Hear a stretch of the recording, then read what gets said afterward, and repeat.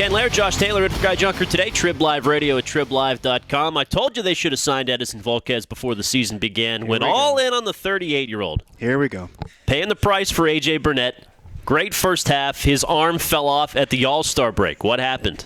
No one was talking about paying the price for A.J. Burnett in the first half of the season, first off. But what happened is that a 38-year-old man reminded everybody that he's 38 years old. And this is very rare for A.J. Burnett. He's a guy who's pitched through injuries throughout his career, but for about 12 years, his arm was never really the concern. I mean, he had Tommy John surgery back in 2003, but since then, his elbow had never been an issue. I guess it catches up with you after a while, but at the same time, as healthy as this rotation had been throughout the season, you figure sooner or later a shoe had to drop. And we talked about this for the first 4 months of the season, how healthy this rotation had been, how no one had been hurt, and it seemed how every time we mentioned it, we were knocking on wood. But eventually, someone would eventually go down, and this time around it had to be A.J. Burnett. Healthy in the big leagues, although hurt big time in the minors. Tyone the setback, Kingham under the knife, Sadler, etc. Compton, all guys that Huntington probably was counting on if A.J. did crumble, They would be able to turn to. And that's what made it worse. It would be different if one of those guys, any of those four,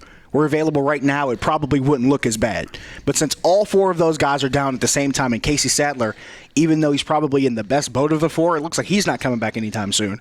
Now it looks 10 times worse because not only do you have the guys out in front, but the guys who were supposed to be the reinforcements, they were supposed to be the cavalry, they're down too. So your forces are really, really depleted, which really enhanced the need for a starter. I know a lot of people aren't pleased with J.A. Happ, and with good reason.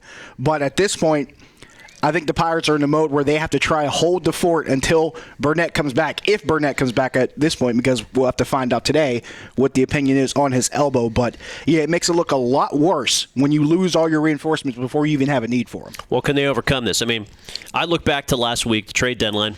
We last spoke, Josh. You mentioned Happ. They brought him in.